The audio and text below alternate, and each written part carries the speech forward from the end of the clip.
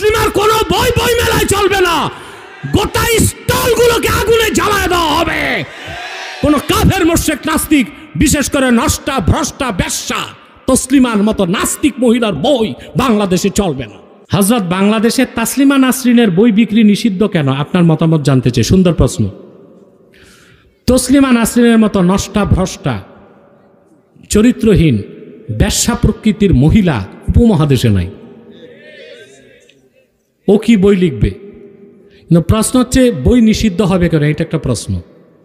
তার কারণ হচ্ছে সে যতগুলো উপন্যাস লেখছে অধিকাংশ উপন্যাস ও বইতে আল্লাহ তাআলার বিরুদ্ধে কথা বলছে, আল্লাহর হাবিবের বিরুদ্ধে কথা বলছে, কোরআন হাদিস ইসলামের বিরুদ্ধে কথা বলছে।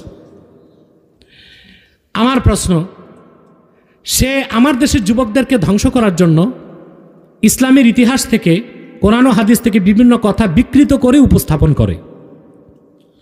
সবচেয়ে বেশি সে লিখেছে আম্মাজান আয়েশা রাদিয়াল্লাহু তাআলা আনহার বিরুদ্ধে, লেখছে না? আম্মাজান খাদিজার বিরুদ্ধে। এরপর ইসলামে বহু বিবাহ কেন আছে এগুলো সমালোচনা করছে।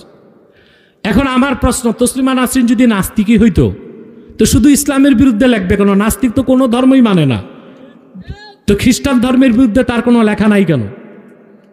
কথা বলেন। বাইবেলের 11টা সংস্করণ আমার কাছে আছে। 11টা বাইবেলে 11 রকম কথা। আল্লাহর কথা কি 11 রকম না একরকম? তা বাইবেলটা আগাগোড়াই মিথ্যা। সেই বাইবেলের বিরুদ্ধে তার কোনো বইতে কোনো লেখা নাই কেন? ইহুদি ধর্মের লোকেরা বিশ্বাস করে ঈসার মা বেবিচার করছে। আল্লাহর কোরআন বলছে ঈসার মা মরিয়ম পবিত্র ছিল। কারণ সে তো ইসলাম মানে না, তাহলে সে তো কোনো ধর্মই মানে না যদি নাস্তিক হয়। তা ইহুদিরা ঈসার মাকে নিয়ে যে কথা বলছে ওইটা লেখে না কেন? কথা বলে না। ইহুদিরা নবী মানে দাউদ পয়গম্বরকে, দাউদ পয়গম্বর 100 বিয়ে করছেন কোরআন শরীফে আছে, আর বাইবেলে আসছে 370টা বিয়ে করছেন, বা 300-র বেশি, সংখ্যা হেরফের আছে। তো সেটা দাউদ নবীর বিরুদ্ধে সে লেখে না কেন? সে কলকাতায় আছে, মহাভারতের মধ্যে আসছে রাম 16,000-এর বেশি বিয়ে করছেন, এটা সে লেখে না কেন? কথা বলে না। তাহলে তার একমাত্র টার্গেট ইসলাম কেন? নাস্তিক হলে তো কোনো ধর্মই মানবে না। তাহলে আমরা বলি তসলিমা নাস্তিক না, ইহুদিদের পয়সা খেয়ে পরিকল্পিতভাবে ইসলাম বিরোধিতা করছে, তার বই বাংলাদেশে চলতে পারে না। আমি প্রকাশ্যে তসলিমাকে ডিবেটের চ্যালেঞ্জ করছি, তোমার বইটি ইসলামের বিরুদ্ধে যত অপব্যাখ্যা প্রত্যেকটা জবাব আমরা দিব, সাহস থাকলে বসো। ওর কেন? ওর 14 গোষ্ঠী সাহস নাই।